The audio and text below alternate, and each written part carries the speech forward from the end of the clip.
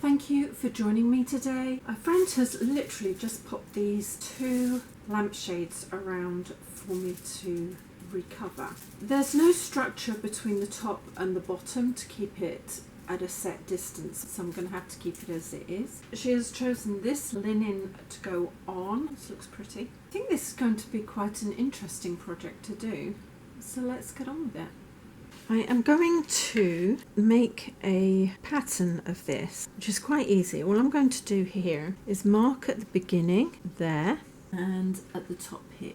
I might have moved it slightly. Then I'm going to just draw a bit of a line here again at the top. And as I move it around, I'm going to lengthen that line like this. Top and bottom, just rolling it and making sure I've got both sides like this. Move that round so I can't mess that up. I'm almost at my start point. When I started it, I started this side and I'm going to make a mark to where it finishes on the other. I want it as wide as I can. Just roll it back round, double check everything does what I want it to do. I'm going to cut that out a little bit oversized like that. Now I need this pattern for the inside and the outside pieces of fabric. I'm going to need to put some liner inside. I'll cut it down here like this, and in order to get the joining edges, fold that along there and cut that across, and I'll do the same at the other side so I know that I've got the right length for this project. I can actually cut it slightly over if I want to. Just double checking that that goes all the way around. If I line the top and the bottom up, it fits perfectly. Both ends fold nicely around the lampshade. Spread it out like that. Put this on here, lining up my center mark with that and opening it up.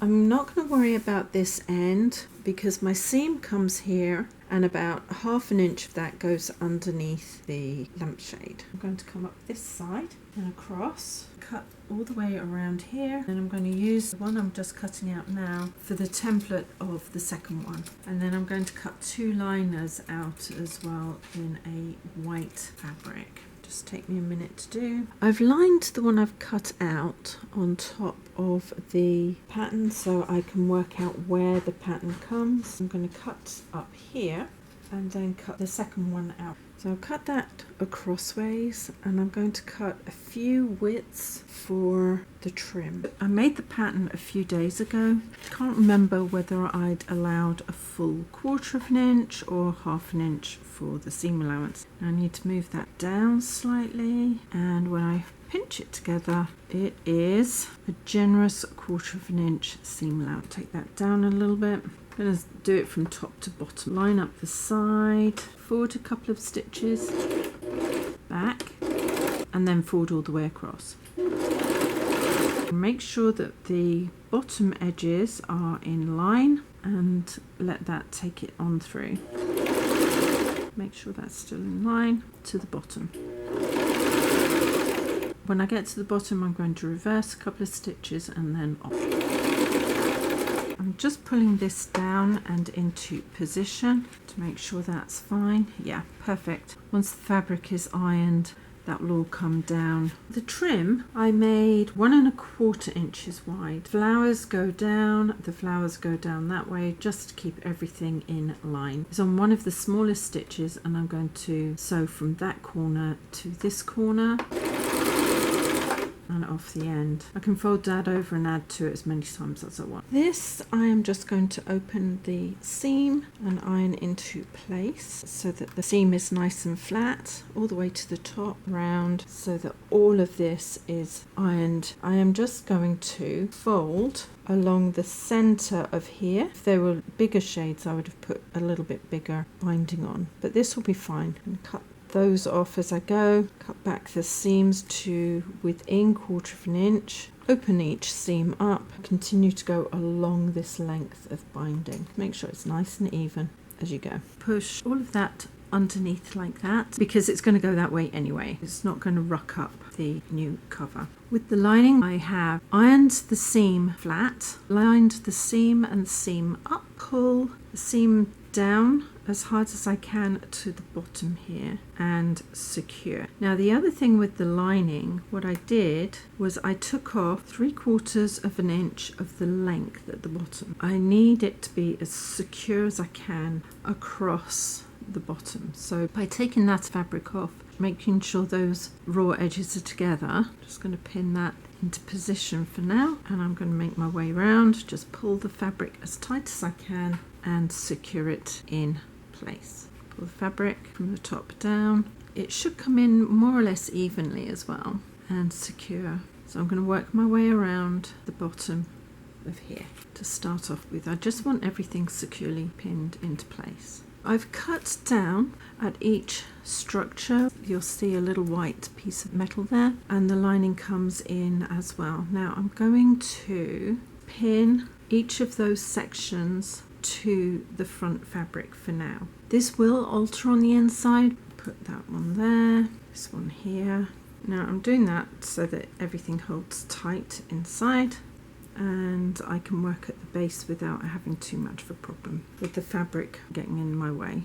Each one's secure. First thing I'm going to do is straighten that up and cut across. Remove this pin, move this one across to here, so I've got a little bit more room, and that one across to here, just a little ways. So now this one I'm going to push down into there, and this I'm going to fold under and line it up with the inside top of here, like that. I have a needle here with double thread on it.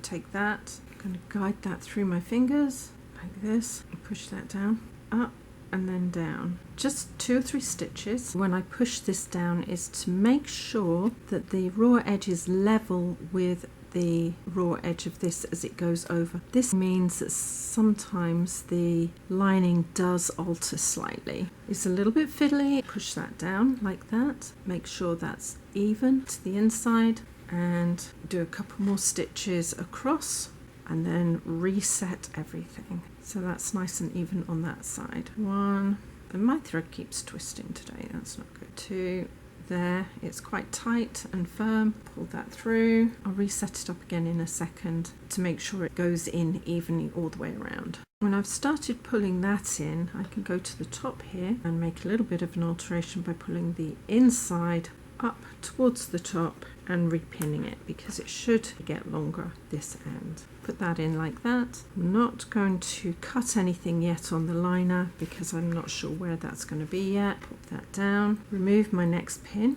Pull this over and straight down. Pull the lining over. Make sure the raw edges are even. Now I'm not pulling the fabric this way or that way on the outside, and I'm certainly not doing it on the inside, because if you do, you have an arc going in and it's easy to cause the arc to go in at an odd angle, and you don't want that to happen. You want both sides to go straight up, not at angles, otherwise you're going to warp the way the cover goes into place and the lining. I'm going to make my way all the way around carefully so that I make sure that all of these adjustments are done at the same time. I live in America. It's not that Americans don't have pegs, they just don't hang their washing outside. I've got chip clips, but I don't really have anything that would be suitable for this. I'm just going to take my time as I work my way all the way around. I am going to pull it out slightly, cut a little way down there, pull that up and that up. I think I might need to cut a little bit further down. As I sew across the bottom, this little piece is coming up into place a little bit better. Having cut 1/2 inch off the bottom, it does make a difference at the top. So you could, on the lining, increase that by 1/2 inch to compensate for the bottom. I didn't bother because it will go into place. But if you're a little bit uncertain, then that might be something you'd prefer to do. And I'm going to start pinning that into position. I've managed to pull all of this in and sew it with a whip stitch, and now I am going to pull the top in and secure it. I'm going to do it exactly the same way. I'm going to push this down and then pull the lining up to it so that it looks nice and neat. I'm going to start this seam and work my way around again. This time making sure that the clips of fabric go either side of those metal structures. Here I've got a piece of fabric that is about 1.5 inches wide. I'm going to sew it down into place on this side, across the top like this, to hold it in position. It doesn't have to be tightly into place, and it doesn't have to have nice neat little stitches. It's just be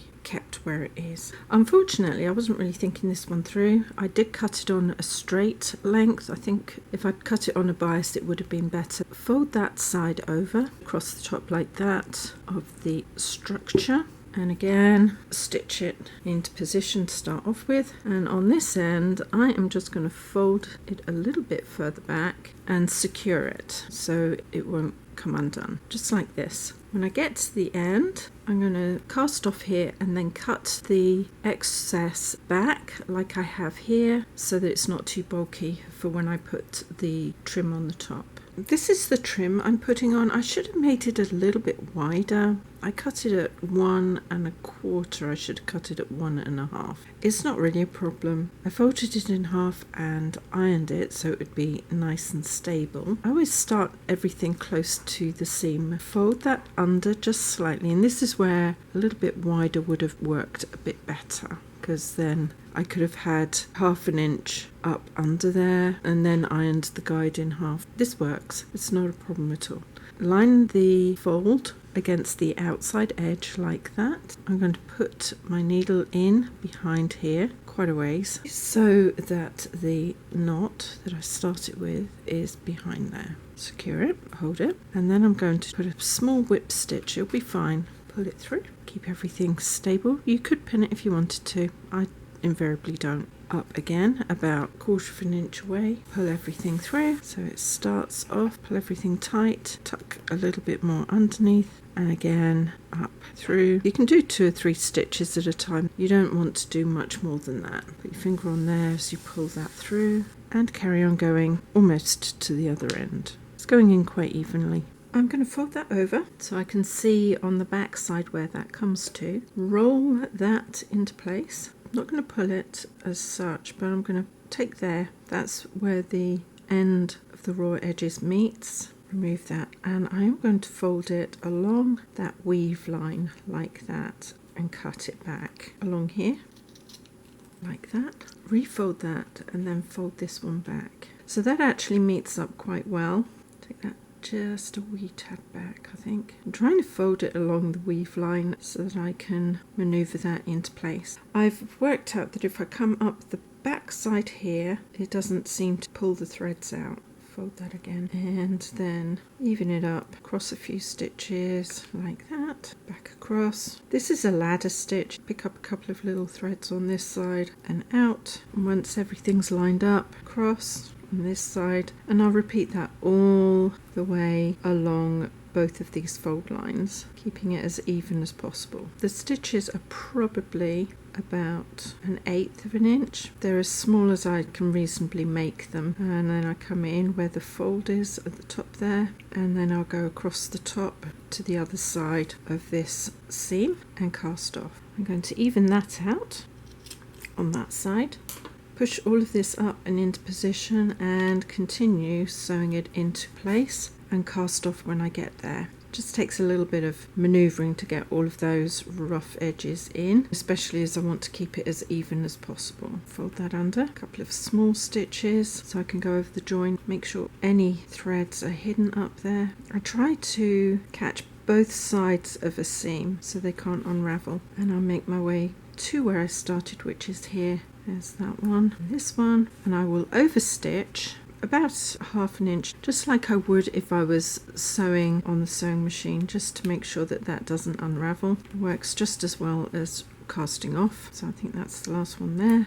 Make sure my threads go through without twisting and knotting. Come back a little ways up, back a little ways from there and across so everything's hidden, and then trim that back. Now for the last part, I'm going to cut that back there and here, and I'm going to roll that hard back into the fold of the fabric, and again repeat the stitch to hold all of this into place. It's a little bit awkward because I do have to come down into here a little ways, but it covers that seam there makes it look a lot neater, and because the stitching's on this side it will be hidden. I will take my thread up behind here like that, so any knot will be behind there. Refold that over so the raw edge of that is on the edge of the frame. Pull it over, and then I'm literally going to go down and up like that. If I set a couple of stitches, it's a little bit awkward, but as I pull that through, it will start setting up the new seam that I'm sewing in. I'm going to roll that back in